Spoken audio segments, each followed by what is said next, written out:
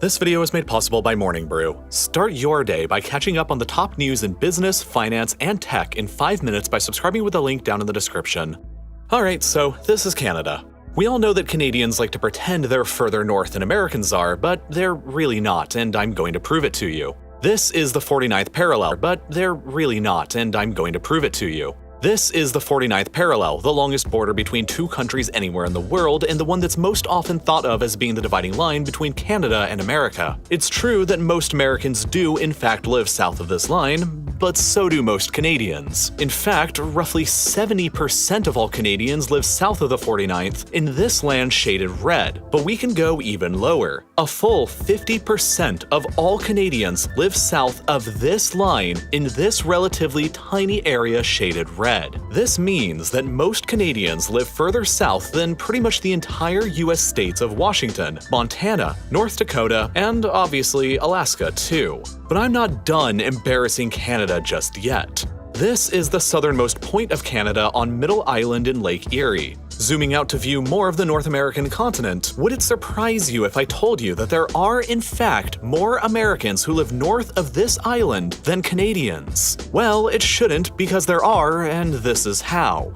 Here's the line of latitude drawn precisely over Middle Island's southernmost location. Clearly, all of Canada exists above this line, but a surprising amount of the United States does as well, including this tiny sliver of California. If you're from California, you can legitimately claim that some of your state goes further north than Canada's southernmost point does. With the line this far south, though, a lot of America's largest urban areas exist above Canada's southernmost point, like the entirety of Oregon, Washington, Idaho, Montana, South Dakota, North Dakota, Minnesota, Wisconsin, Vermont, New Hampshire, Maine, Alaska, and most of Wyoming, Michigan, New York State, and Massachusetts. Added up together, this means that more Americans live north of Canada's southernmost point than Canadians do, which is kind of weird. In fact, approximately 80% of the entire Canadian population lives within just 100 miles of the United States border.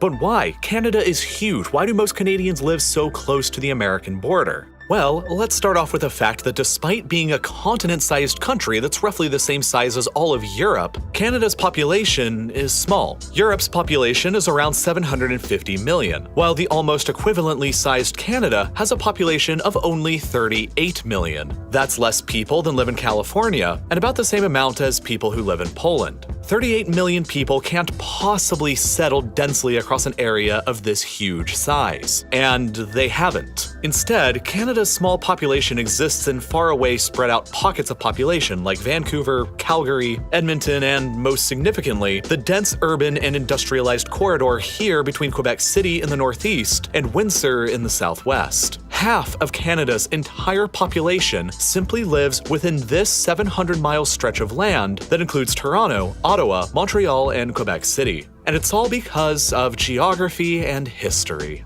As you're probably aware, Canada can get pretty cold. Half of the country is covered by what's called the Canadian Shield, a huge area of exposed rock with only a tiny layer of topsoil where farming is effectively impossible and winter temperatures are severely cold. You just can't have people or civilization without food. So that effectively eliminates most of Canada from ever being able to have many big population centers. Instead, Canada's civilization developed down here away from the Shield, and where large-scale farming is actually possible. And it's possible primarily because of these. The Great Lakes. These are the largest collection of freshwater lakes anywhere in the world by surface area that pretty much act in a similar way as an inland sea does, like the Mediterranean or the Baltic. The lakes soak up heat and cool the air down in the summertime, and then they radiate that heat back out slowly throughout the autumn months, preventing the area that surrounds them from getting as cold as the areas that don't. When combined with a frequent influx of warm, moist air coming up from the Gulf of Mexico, this does wonders for warming up the surrounding region's climate. So because of this effect, the Quebec City-Windsor corridor has richer and deeper soil than anywhere else in Canada does. And that means that large-scale agricultural farming operations that can support a large population are possible here and almost nowhere else where it's just too cold and too rocky. The climate is so good here that it's even possible to grow fruit in orchards and even establish wineries. But the climate and agricultural potential is only half of the reason why this is where most Canadians live. The other reason is geopolitical significance and power projection.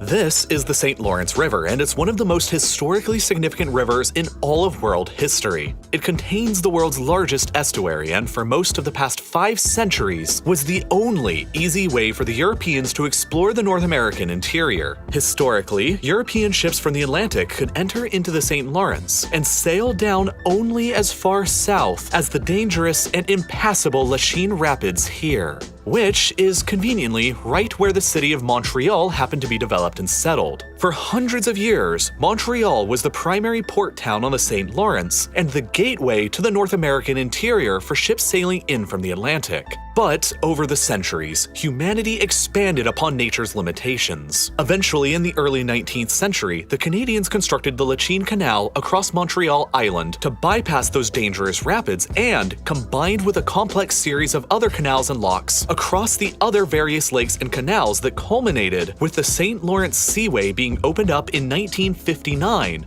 ocean-going vessels could finally and freely travel all the way between the Atlantic and each of the Great Lakes, which established cities like Toronto, Buffalo, Detroit, Chicago, and Duluth as other important trading ports with access to the world's oceans.